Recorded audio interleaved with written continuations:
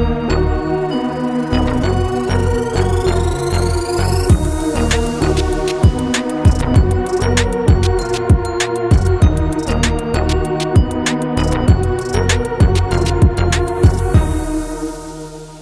what's up, everybody? Welcome back to Voices from the Mausoleum, and welcome to another author interview with my friend Wendy Dalrymple.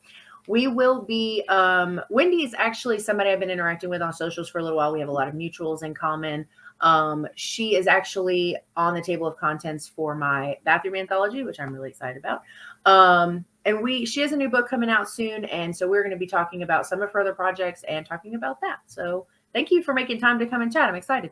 Thanks for having me, Angel. Yeah, of course, anytime. Just want to tell everybody a little bit about yourself, your projects, and what you do book-wise. Sure. I'm an author based in Florida, and I mainly write Florida Gothic horror. That's something that I've kind of coined for myself. Other people have used it, but I've kind of used that to kind of help give people an idea of what they're getting into. Sure. So I like to write books with like a Gothic kind of vibe, but like more of a modern Gothic, because sometimes when you think of traditional Gothic, it can get a little heavy or like just dated feeling in the prose. Yeah. And so all of my books are set in Florida that are under the Florida Gothic umbrella. Yeah. And so, I've written, let me see, I brought them so that I can remember now. It's like 1, 2, 3, 4, 5, I think 7 now. 7. A lot, yeah. It's embarrassing because people will be like, how many did you write? And I'm like, because I've written a lot of romance also. So like when I think of combining all of that, it's actually quite a bit. So so They Come From the Water coming out in ebook re-release June 21st. Before that, on June 20th, I'll be in Horror Scope Volume 2, which is edited by Harriet Everend. That's actually going to be my horror poetry debut. I've never had any poetry, so yeah, that'll be really neat. Yeah, and that'll be a Pisces story because I'm a Pisces. Very cool.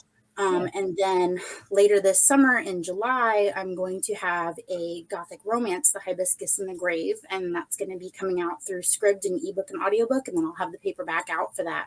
Wow. Okay. And then I'll also be in the anthology that you're editing. And that's July, right? That's what I'm hoping for. It may get pushed out, but I think the absolute worst, I'm thinking August. But my goal was to just get it in before the summer, depending on editing, formatting, and everything else. Yeah. And then in October, I have a short story coming out in the Fear Street anthology from Darklit Press. Yes. I'm very excited about that one. That's exciting. I really love Fear Street growing up as a kid, as many of us did. And then I have another not yet announced project that I'll be having released in October. That's a fun one. It's a Gothic one. And then I may have another horror novella that I'm publishing later this year. We'll see how that goes. That one's also kind of like maybe Q4 or Q1 of next year. I'm not sure yet on that one. Yeah. But very busy, lots of work all the time. I love doing it. It's I'm really lucky to be able to have the time to focus my energy on my writing and do what I can do. And I love it. I really love it. Yeah. I think I knew you had a long list, but I didn't know until going to actually look, I think at maybe it was Goodreads, or I think I just started following you. So on Goodreads, it was like just how many, because you did come from doing the romance stuff what year did your first horror book come out? I think it was White Ibis. It was 2019. That was my first. That was my horror novella debut. But before that, I was in a couple of anthologies. Just like I had a horror short story collection that I released, I want to say in 2018 or 2019, but that was called Florida Gothic, and I've since unpublished that because some of those stories just don't represent my quality of writing now. Oh, okay. So I did get my start in horror writing, but romance writing, I think, really helped me to understand character development and a lot of other things, because like horror and romance are really just two sides of the same coin. They're very interconnected, and a lot of people, unless you read both genres, you might not think that. Yeah. Well, I would say too, at least for me personally, whether I'm talking about film or even things I've read, I think that the the connection between people is usually what makes horror effective for me. It's and it's not, relationships and things like I always think of, and I know a lot of people probably think of this one, but when you think of Bly Manor, like that's a love story. Like that entire series or season, I guess it's technically a separate story, but the entire season is about it's about love and relationships. And so I can totally see those two being connected like that. Yeah, I totally agree. You're in good hands with Harriet, by the way. I was in volume 1 of Horoscope, and she is another one that's like crazy busy because she's already opening up for 3 and 4. I'm like, no, she's very busy, and she's such a great like supporter of the genre and of indies in general. Yeah, she is. Yeah, she was in the anthology my friend Tasha and I put together at the end of last year called Livestock, the anthology for So she had a story in that, and that was how I met her actually. She had seen the call. We talked about some things she had written that were along the lines of like body autonomy and women's rights, and it kind of snowballed. And I was like, we're still open. Tate, if you want to submit a story, please do. And so yeah, she's great to work with. Super good hands. Yeah. So I have 2 of your books. I have Rosa Parks, which this was one I think you had posted about having signed copies. So I got one of those, and then I just got this one literally yesterday. Great timing. I was so excited. I was like, oh, good. I can show it when we do the video. And I think my sticker, oh no, it didn't. I thought my sticker fell out. This is so cute. One of my readers actually made those for me. She's Brutal Bookshelf is her Instagram handle. She's great. Oh, nice. Yeah. So cute. No, I loved it. I love getting extra like bonus things because I have my bookmark for this. I was like, and I have my bookmark for. It's so I feel like I'm on brand when things like when I get bookmarks for that book because then it's like I feel like I'm matching and I'm going. So you want to talk a little bit about the synopsis for They Come From the Water and talk just a little bit about maybe some inspirations for that one? Yeah, absolutely. So this one is about 2 sisters that are they haven't spoken in a long time. They're kind of estranged, but there's been a horrible incident that happened with their family, and so they have to go and clean out the house that their grandparents lived in. It's a lake house. Yeah. And growing up, they had a strained relationship with their mother, and they didn't really have a good relationship or any relationship at all with their grandparents. But now they're in charge of clearing out the estate after this horrible thing happened. And as it goes in these stories, the more that they clean out and uncover, the more secrets come to light, and lots of stuff, just, icky stuff. And this is probably my ickiest book that I've written. And that says a lot because just like it's a lot of icky family feelings, and just like the whole tone in general is pretty dark for me, because a lot of my other books are kind of like have a little bit of comedy in them, but this one is really just bleak throughout. And so it's one that I wanted to write because I think that this is a topic that a lot of people have to deal with in grief, like in families that are strained and dealing with end of life stuff. And then just finding out stuff about people after they're gone. Yeah. It's I think it's something that a lot of people can relate to. So anyway, that's that one. And that one is on pre-order right now for 99 cents on ebook, but you could get the paperback now if you don't want to wait. And that's that one. I'm gonna I'll have all the links for Wendy's socials as well as where to find her. Not just this book, but the other ones as well. In the description for this episode for people so they can go and find them. Let me ask this first. Was this a story that has been in the making, or was this one of those things that it just came to you and you just were like, oh, and then you made this story? Yeah, it was kind of inspired by some, family events. Not nearly as bleak as obviously in the book. But also just I think that there's something about like Central Florida for me and like lakes, like what lives in them in the state of Florida. That's terrifying to me. And that I think that like this idea of the grandparents live in a community and they're like a wealthy community and it's very closed off and they're kind of, you're not sure if they're conservative or if they're not. And Yeah. I think that was just, I'd had all these little ideas percolating and they all kind of came together in this way. Huh. That's good. Yeah. I think probably some of the best stuff I've ever read has been stuff that comes from at least small like seeds from real life or things, related to real life experiences and things people have been through. So yeah, and it's dangerous because if you insert too much of your own stuff into your writing, it can have some bad effects for yourself. Yeah. No, I can see that. I just started getting into the writing world as far as this kind of stuff goes because I just kind of shied away from it. It's really intimidating to me and overwhelming, and I not really knew very much about like going self-publishing or that indie publishing was even a thing. And, it's a lot. and so, yeah. And so it was a lot to consider. And then there's so much out there, like so many different people and just changing that mindset of like, other writers not being competition and actually just being part of the same community. No. And it's now that everybody is, and this too, because you have similar people or you have the same people in some of your circles too, where everybody just is so uplifting and so encouraging and so supportive. And that's been just like kind of a unique, I didn't expect that, I guess. So when I got into the content creating stuff, I tried to be really well-rounded in content but I started getting more into, I've kept meeting authors. There's so many horror authors that are wanting to engage and wanting to build their circle and their community. And so, and then the more of them that I met, the more I loved them and I wanted to be more involved in things. And so it's really cool that I feel like, I don't know how you've had the time to write this much since that time frame. I feel like it's a lot. Well, I'm fortunate because a lot of my stories were contracted through Scribd. I'm not sure if you're familiar with Scribd.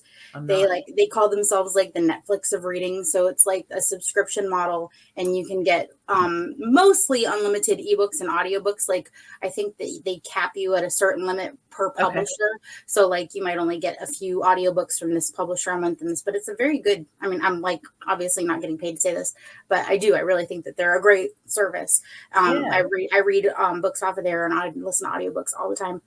But so I'm fortunate because I get contracted from them to write some of these, not all of them, but some of them. Yeah. And so that kind of helps me to keep going and have this. And then I do copywriting on the side. So, yeah, so it's like kind of 50-50. And, I'm lucky to have this time in my life to devote on it. I might not be able to do it forever, but I'm doing it for now. Yeah, no, you're right. Because I think one of the main things, as well as money aside, I think one of the biggest things that indie authors of any genre struggle with is the time to get there. So, because everybody works, most everybody has like a specific job, or like, and some people don't even just work 9 to 5. Some people work longer shifts, 6 days, multiple jobs, because you have to these days. Multiple jobs just to be able to survive and to find time to be not just creative, but creative in a way of like pouring something into something, like even a short story, anything from short story to a novel to a trilogy. I mean, it's all. It's time and love, and it takes energy, and it's really difficult sometimes to find. It really is.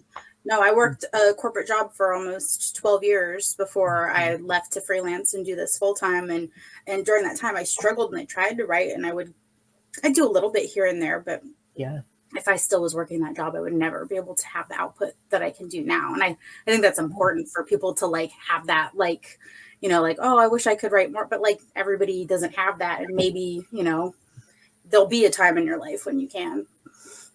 Yeah. I think if I work for a smaller company now, my company has less than 30 employees. And I think my energy level is much higher now than it was when I worked for corporate America, because it's just a different level of draining, I think. So even if I did have the time, say on the weekends or at nights when my monster's in bed or whatever, I would definitely like, I would be too, there's no way I'd have the energy to do it. Yeah. Between Oh, and in real my life, old job, I was on the computer for 8 hours a day, so I don't want to go and be on the right. computer again. It's just like, yeah. So I had to put all this on hold for over a decade, because it was just it Yeah. was too hard. And so, you know, Yeah. yeah. Anyway. And so, and because you said you so you have a lot more on the romance side. Like that's a very long list of romance stuff.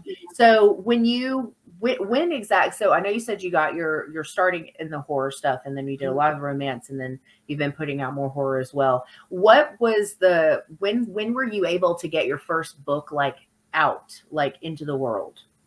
Well, so 2019 is when I started publishing with Scribd, but it wasn't Oh, okay. really until 2020 that I started to self-publish my own work. And Okay. then this January, I had a romance novel come out from the Wild Rose Press. So it's all just kind of like it's really truly been baby steps. Like it's been like I got this one thing, and then this thing led to another and another, Yeah.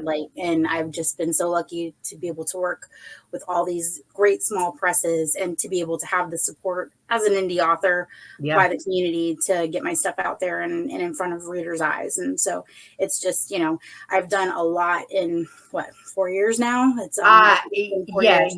You And said 2019 for the horror thing earlier when we talked, and I was not expecting you to say that as like an yeah. official starting. Holy cow. Yeah. Well, I mean, and also I was writing for Scribd through COVID, and so I was doing a novella once a month almost at one point because we weren't going anywhere and I had nothing but time. I And mean, so that's fair. I took advantage of it, and romance is fun because it's a nice break, and I like to go back to it when I feel like things have gotten a little too intense with horror sometimes, and gothic romance in particular I really love, and I'm gravitating towards more now because Yeah. it really is a great way for me to merge the spooky and the romance stuff. Yeah. I don't think I haven't read like romance stuff in a really long time. And the Mhm. only romance books I ever read growing up were usually related to horror in some way. So there, and I really should not. I was way too young Mhm. to be reading these. But there was an author named Maggie Shane. She wrote Mhm. like, erotica novels, were just romance novels, and then Mhm. she branched at some point in her career and wrote horror romance novels. And Mhm. there were things like, witches. I think she had some maybe vampires. I'm trying to remember. It's been a long time. Yeah. Yeah, but I remember like being in middle school reading these books, and I would skip the parts that made me uncomfortable, and I was just so Well, and that's the thing though, is that people want to censor what kids read, but they know their limits. Kids will, if yes. Oh, something's too much for them, they like flip the page, I could not agree. I'm literally proof of that because I remember when my teacher saw the covers, because the covers of these books were very obviously not just horror books. And so I Mhm. remember getting the talking to about like, why are you reading these? And I'm like, because they're about like witches, and I think that's cool. Yeah. But to your point, yeah, when I got to those points, I just skipped them. But Yep. I remember being so interested in the love interest element because all of the Mhm. stories revolved around lovers of some kind or another, and that tied into kind of going back to what you were saying earlier about the two connecting so well. It just Mhm. made those stories like so much more engaging for me, and that Mhm. was when I don't know how old I was in the 8th grade, Oh yeah. 13, 12, Yeah. 13, Yeah. something Oh, like you that. were at the right age for that. Yeah. It was like I ate that stuff Yeah. up. It was like Mhm. I don't know, like, and I can't think of anything else romance wise that I have read. But Mhm. that makes me curious to like have to go. I would be curious to see like reading something of yours that's horror and then going to Well, the other I side will and send you. I have one that it's called My Halloween Romance, and oh, it's like break your teeth off, saccharine sweet, cute, but it's a romance at Halloween, and cute. it's like the perfect marriage of my two worlds, I think. And so I'll send it. Aw, You that's don't have to read cool. it, but it's fun. But I think that romance has come a long way from maybe what like definitely from what I remember being a Oh, teenager. I'm sure. It's a Yeah. completely different landscape now, and there's still a lot of the classic style out there, but there's just it's so much more, it's so much different than I think the what people who might not be interested in it or have a negative idea of it Mhm. think. So I was really happy to see that when I jumped into writing romance, that it's like so inclusive nowadays, and there's so much variety, and horror romance is having a moment, and that's amazing. That's really cool. Yeah, because I totally agree with what you said about the two going well together. I mean, that's definitely something I would be interested in watching if it were a movie, or reading if it were a book. Like, it makes and I mean, perfect sense. I think it's hard to find like horror movies that don't have an element of romance in them, even if it's not like the entire storyline. It's still there. I think it's still there, and I think Yeah. that's just human nature. Like, we want to have connections with people, whether they're platonic or romantic. I think that's just part of being a human. Yeah, and then seeing those relationships, like you said, regardless of what type of relationship they are, is another thing that just creates, like, I will tell you, after becoming a mom, horror is a lot different now than it was, 5 years ago, because now that level of relatability is skyrocketed, because now anything related to a mother's relationship with her children, or anything with kids in general, it hits and it resonates so much harder than it used to. And it's the same thing with, I have friends that I'm really close to. I have sisters that I'm really close to. So when I see those relationships in stories that I'm reading, or characters that I'm investing time and energy into, it just makes that pull like that much stronger. Yeah. And that's how you pull people into a story, is by giving them characters that they can relate to. Yeah, I have to care, because if I'm not invested in the characters, then why would I care about what happens to them? Like, it just makes like a shallow experience. And I mean, there's plenty of stuff that is those types of experiences in entertainment, whether it's book or film or TV shows or whatever. But I think there's a time and place for those. Sure. But I would prefer for it to be something more meaningful, with a little more depth. Yeah. Okay. So I was going to ask you this too. So we know, so this one is from, this was with 3B. Yes. Wrong way. This way. My camera is opposite. I'm like, which way is it? So, and you've worked with, I heard you say Darklit. That one? I was in the Beachbodies anthology. Oh, I remember that anthology. And actually, so my short story that's in there also is in my Strange Little Ghouls short story collection. So okay, it's in there. It's the one you can read it in either one. But so with Darklit, and then I had a short story in the Kate Bush anthology that was like last year.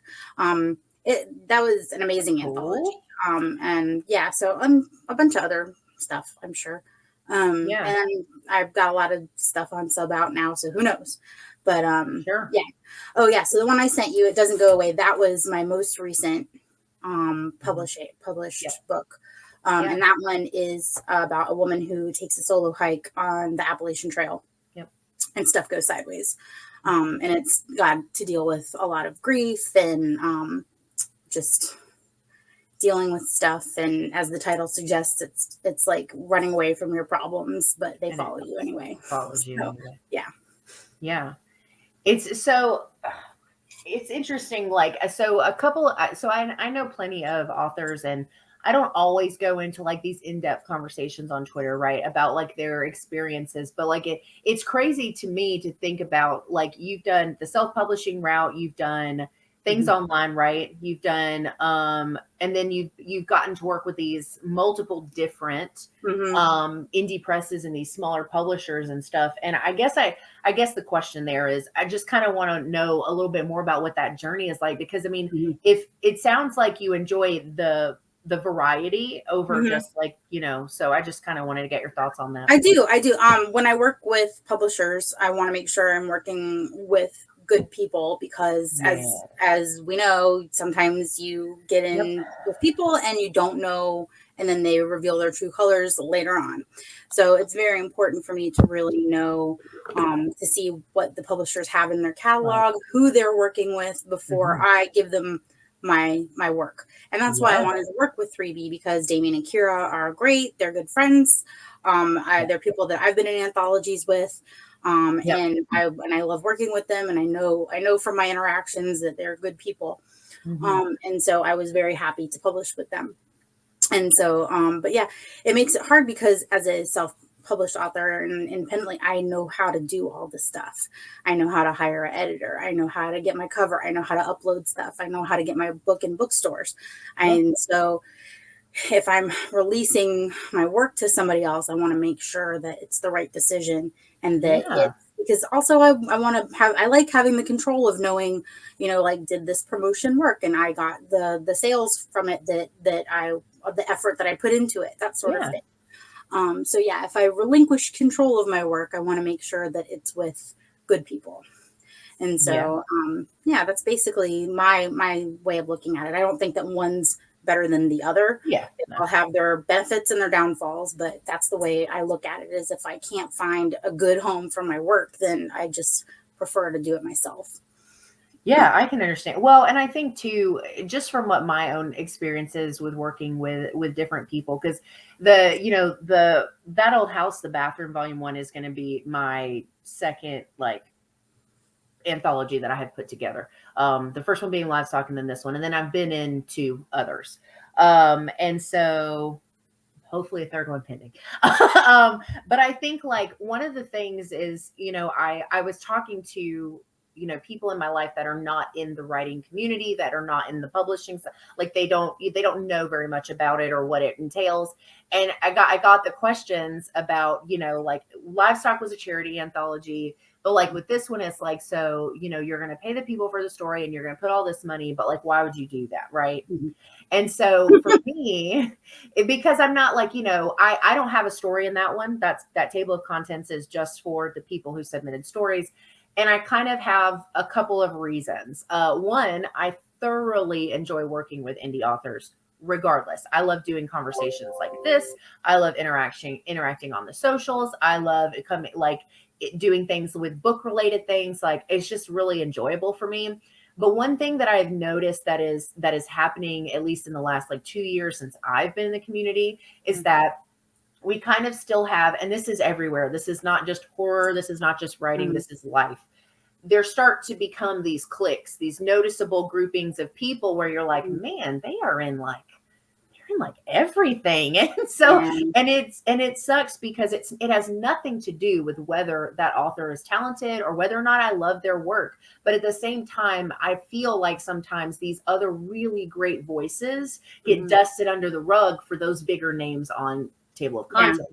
And I know why they do that. It's, they want to be able to recoup their investment in the thing, and they know that having big names on the TOC are going to sell more. But no, I'm in agreement with you that it does feel sometimes like I'll see a TOC or they'll like announce and it'll be like 7 big name authors and they'll have like 3 slots left. And I'm like, do I really want to invest my time in this when I know that I'm probably going to have be up against 400 other people submitting? So yeah.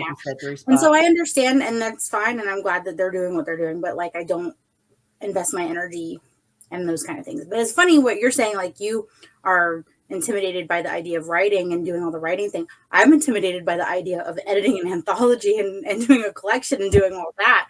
Because like if I make a mistake for myself, then I'm the only one that is going to deal with that, So like I think it's interesting how we have kind of different views of that. Yes. Well, and I tried really hard, so I'm still like working my way up as far as like people recognizing me or even knowing who I am, as far as doing anything book related, even with these anthologies, because I had to push really hard to make livestock. Tasha and I both, it was not just me, it was definitely a 50-50. But we had to work really hard to get people interested in that anthology. I think some of it has to do with because of the context, which I understand, but that we really had to push. And so one of the things that when I started getting submissions for this last one was, I got so many people I had never heard of before. And like one person that got an acceptance, and I can't remember who it was now, messaged me and was like, oh, like completely blown away that they got accepted. They had never been accepted into anything. They don't have anything that's ever been published. And it's like, those are the type of people that I want to do things with. Absolutely. And And so, opening up those doors for people, that's how and I know that in the horoscope anthology, one of my bookstagram friends, Chaz, he's going to be in the anthology with me. And I think it's going to be his first publication. And it's like, there's so many, I think that the pathway from becoming a reader to wanting to be a writer is there for so many readers. Like, I think that's like, because you don't become a writer unless you had a love for reading, for the most part. Like, I'm sure there's anomalies out there, but I agree. Yeah, I agree with that, us, if we're authors, it's because we loved reading first. Yeah. And so, like, I think when these anthologies happen and they publish unknown people or people that haven't gotten a break yet, it gives them a little boost and of confidence to try to do more. And especially with, voices that are not like given their time, and people that are not, you know what I'm saying. I do. I think it's great, and I think that's I'm really glad that you're doing that.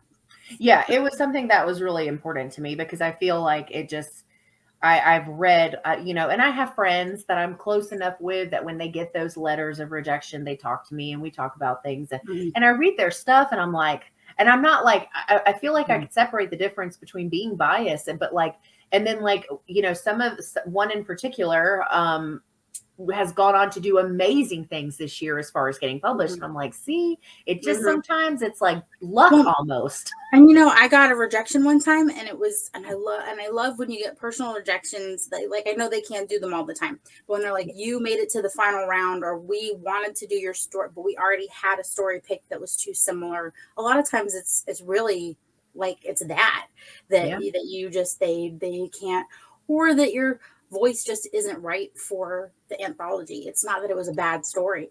It's that if you have such a strong voice that doesn't fit in with all these other voices. Yeah. And I think that's great when people do. And so, there's so many different reasons why people, why good stories don't make it. Cause you'd have 1,000-page books otherwise. That's true. And it's true. Like, I do think it's like the hardest. That is without a doubt the hardest part of putting together a collection, because I decided for whatever reason, I decided when I did my rejections, I was going to do them all in one day because I knew that it was going to like weigh on me. And it did. Girl. It was like the hardest thing I have ever, like, I didn't want to, it was awful. And then it was crazy. Like, I remember, like, I had to like find happy things to do after I sent them. And then I started getting these like really kind replies that were like, that message was so thoughtful. Thank you for sending that. Still really excited to check this out. Like, and it was at least like, it at least made it like a little better, but it's so painful. Like, it's not a fun part of the process. I would like to think for those who have to send them and the ones that get them, because it's not fun or easy to have to do. No, it's a lot of work to go through the slush pile in the first place. And then it's like an emotional labor to have to tell people that they didn't make it. Yeah. I know you said, when we were talking a second ago about, inspirations, you said you had some family stuff that kind of fed into maybe some inspiration. Was there anything else that you pulled from when you wrote They Come from the Water? Well, too much of it and it'll give away one of the subplots, obviously. Oh, that's fine. Yeah, you don't have to do. But no, just I think that, like, so in this one, the landscape plays a bit, and that's the case for a lot of my Florida Gothic stories, is like that I hadn't set anything in Central Florida yet. A lot of my stuff is in coastal that I've written, because I read a lot of my romance was also in Florida. So I wrote romances. I wrote a paranormal romance that was in St. Augustine, but like most of my stuff was coastal when I wrote coastal, and I hadn't written anything yet that was Central Florida. And so that was one of the things that I really wanted to do with this one, because it's a completely different world than being on the coast, being in the center of the state. It's it's swampy and it's creepy, and that was perfect for my modern Gothic mood I wanted to set. Yeah. And then you also said that this one is pretty heavy in comparison to the other things that you've Yeah, written. and so I think some of my reviews are divided because of that, like because it is so bleak. And so if you don't like that sort of thing, it might not be for you. And that's just like a good, I think that's good to tell people. Like I want to set that expectation that if you're looking for a happy ending, it's probably not going to happen here. Yeah. But that's not the case with a lot of my other books. Like I do like to have a little bit of hope in my horror. But this one's just it's pretty dark. Did you have to take breaks when you were writing it? Like, were there moments, where you get to certain things that are happening that are really dark or really heavy where you have to pull yourself out of it? No, and I think it's because I haven't let myself go to that. Like there are some topics that I just wouldn't write about because I know that I would have to do that it would I understand. be too much for me. So I don't think I'm ready to go there with certain topics, but when I am ready, then I would probably have to take some time to just kind of get out of the headspace. Yeah. Huh. When you was thinking of process wise, like when you're writing things, do you do long sit downs of writing, or do you typically take a lot of breaks when you're writing? Yeah. So I try to set it up to, I'll give myself, 4 to 8 weeks because they're all novella length. They're all like the shortest one is like 20,000 words and the longest one's like 40 to 50. Right. So that's how my contracts work with scripts sometimes too, is I'll have a deadline, right? So I'll normally give myself anywhere between 4 to 8 weeks, and then I'll just be like, okay, Monday through Friday, because I try to take the weekends off. I'll give myself a word count deadline, and I might not make it, I might go over it, whatever, but I try to shoot for like 2,000 words a day, and so then that'll give me my word count goal that I need, and time to go back and revise and do another draft. Yeah. Do you listen to music or anything when you write? It's hard because anything with lyrics, just I end up typing the lyrics, so I do a lot of ambient noises, like like chimes or like white noise stuff, like sometimes some ASMR, but not like heavy ASMR, just like what are the tuning forks or whatever, like beta waves, that sort of stuff. I'll do just like stuff to drown out my household noises, of which there are many. I have I can't, like, I've heard people say, like, some people watch movies that they're like, if they have a movie, let's just say, that is an inspiration for something that they're writing, like LJ Doherty is an author that's been on my channel before, and one of his books had like a I'm pretty sure it was him, had like a specific like pull from something else that was just very like, and so whenever he was working on it, that's what he would have on in the background because it was something he had seen like 1,000 times, right? So it wasn't even gonna like take his distract me. I'd be too distracted. I can't watch anything and do anything else. Like I'm not, especially if it's something I care about. Like I've learned to ignore the kid stuff. Like that isn't, although some kid stuff's actually really good, but it just depends on what is being watched. Like my kid just discovered Rugrats for the first time, and it's hard not to get invested. Oh, right. I love the Rugrats, and so you get sucked into the nostalgia for yourself.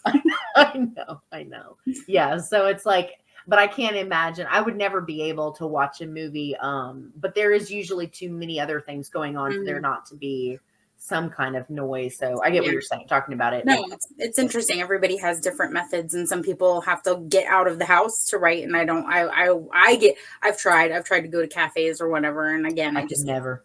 Too distracted. So I would be way too distracted. I wouldn't want to be around a group, like a small group or a big group of people I don't really know while doing something like that. I think I would just be like stressed out. I don't really like being out in public in general, but I feel like that would make it worse. Yeah.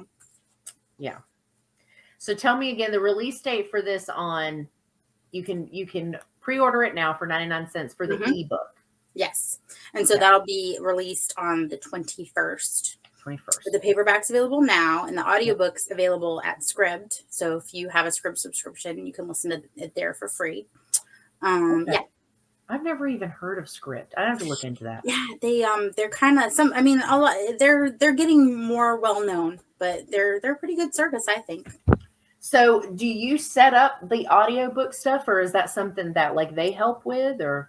No, they take care of all of that. I mean, I give them a little sheet that's like, this is, what the narrator should sound like. Hopefully, like I Oh, want okay. a female narrator or with accent of a certain kind, or, what the Sure. mood is of the story. But yeah, it's great. I get a lot of creative freedom there. And then just like I can give direction on the covers.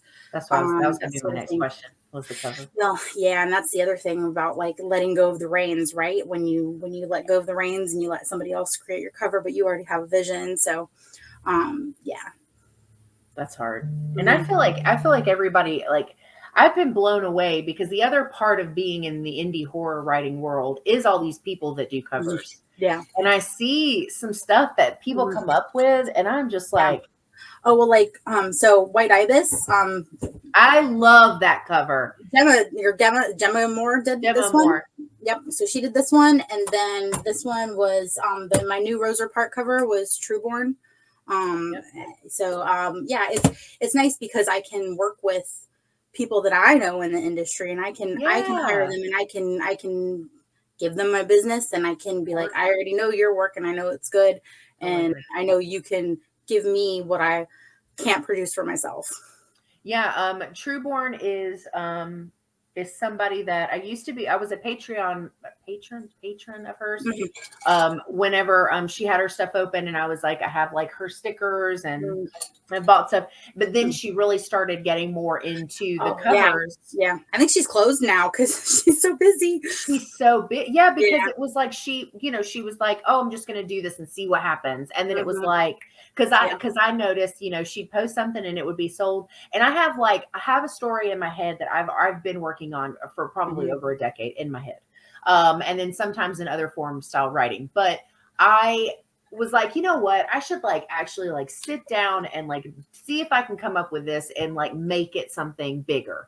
And I could never get the aesthetic in my head of what I wanted for like a cover, because there's a big, there's some reveals that happen, and I want the cover to be like, I need it to show something, but I don't want to give it away. Yeah. And I was like scrolling on Twitter like randomly, and I saw this cover that she posted. And I was just like, oh my God, that's it. Like, like within seconds, I was like, I have to have this. So like messaged her, and she's so easy and great to work with, super cool about like, if I don't know what I want to call it, I don't know any of that stuff. She's like, no problem. This doesn't matter. We'll get there when we get there. And yeah, she's great to work with though. For covers and other stuff. And she actually, when I did the livestock anthology, she had created, when Roe versus Wade got turned over, she had made a bunch of I think it's like 3 designs of reproductive rights stickers that she had made. And so 2 of the designs were like the female reproductive system with flowers. It was they're gorgeous. And one of them says like it says like F you, and the other one says not your body or something. I can't remember exactly what they say. But anyway, but I had reached out to her and I was like, is there any chance I could get those in like bulk to send in my contributor boxes for the livestock anthology? And she was like, yeah, I'll send you both of them. Don't even worry about it. She just like sent them to me to help like support, what I was trying to do. And I thought that's really, she's great. Yeah. Cool. Well, I'm gonna put all links for Wendy stuff in the description for this episode, including where to get not just They Come From the Water, but her other stuff as well. That's pretty much all I had for this one, I think. Thank you again for making time. This was great. I'm glad we're able to. This was a good chat. Yeah. I really like the idea that you described this as like a non-happy ending, because I like it's like a love-hate, because bleak horror is something that I love, but it's so effective sometimes that you almost hate it, because you're like, oh, the things that I'm feeling like after I'm done watching it or closing a book, or I'm just like, you get so invested. But that's got me really intrigued, because I actually like when a horror goes in a not so happy way. Like there's a couple of movies that I really love that a lot of people hate because the endings are not happy. The endings are miserable. Yes. Yeah. No, I do. I like an unhappy ending in horror. Not all the time, but sometimes sure. if it fits, if it Time fits. and place. Yeah. Mm-hmm.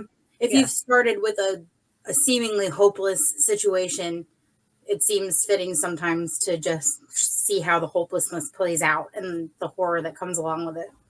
Yeah, I totally agree. And I think too, when you're kind of, suspending your disbelief, right? And you're in this world of like the supernatural or things, I'm like, if that were really happening, like we're not coming out of that, right? Like we're just people, just human beings. We don't. Oh, right. Like if a ghost came and like tried to act like, I don't know how to fight a ghost. I guess I'm dead. I know. I know. I see those things all the time. That's like, how long would you last in a zombie apocalypse? 0 days. Zero. Are they walking zombies or are they running zombies? Because if they're running zombies, I'm dead. I'm out. Yeah. Yeah. I don't run. That's not going to be a thing. So yeah. So I do tend to favor the not so happy, like when Woman in Black is one that I really, really love the ending to that people get mad about. And then what was the other one? Mama. That's another one that has like a really sad, but it's good and it fit the story and I loved it. But anyway, so I'm really curious to check this one out so I can see just how not happy it is. So, cool. All right. Well, that's all we had for this one. One more time, links are going to be in the description for this episode so you can check out all of Wendy's stuff. Thank you guys so much for hanging out with us. Have a good rest of your week, a weekend coming up, and we'll see you in the next one. Thank you.